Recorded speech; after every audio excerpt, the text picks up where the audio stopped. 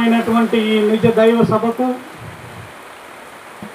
మరియు సభలో ఉన్నటువంటి మహా పెద్దలకు మా గురువు గారు శ్రీకాళహస్తి నిర్మలానంద గరిక వెంకట సుబ్బయ్య స్వాముల వారికి అధ్యక్షులకు ఉపాధ్యక్షులకు సర్వాధ్యక్షులకు మరియు సభలో ఉన్నటువంటి పెద్దలకు అందరికీ పేరు పేరున ద్వాదశి నమస్కారాలు అర్పించుకుంటూ వింటున్న మీకు ద్వాదశి ప్రణామాలు అర్పించుకుంటూ, ఎందుకంటే మన్నాథ శ్రీ జగన్నాథ మద్గురు శ్రీ జగద్గురు మమాత్మ సర్వభూతాత్మ అన్నారు.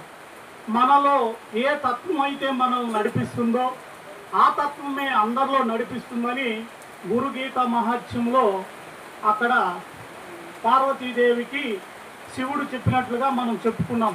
ఇక్కడ కూడా గురువు శిష్యులకు చెప్తారు. అక్కడ గురువు వచ్చి ఈశ్వరుడు, శిష్యురాలు వచ్చి పార్వతీదేవి.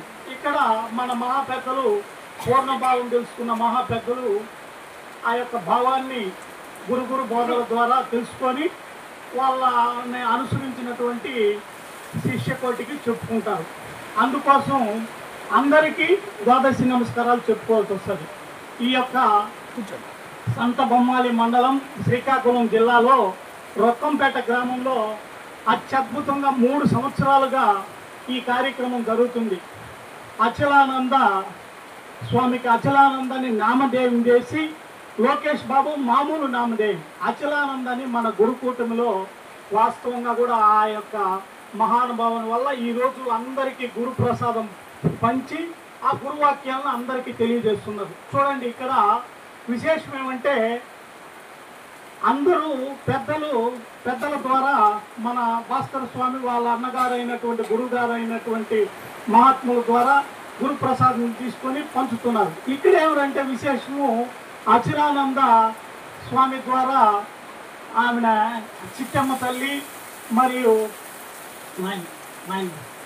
జగన్నాథం ఆయనకి గురు ప్రసాదం అందించారు. వాస్తవంగా ఈ సంఘటన అనేది లేకుండా ఉంటే వాళ్ళు ఎప్పుడు మామూలుగా వ్యవసాయ పరిస్థితుల్లోనే ఉంటూ కాలం గడుపుకుంటారు. వాళ్ళ నాన్నగారు అనేక గ్రంథాలు అమరంతో సహా పరిశీలించారు, కానీ గురుధర్మం లేదు.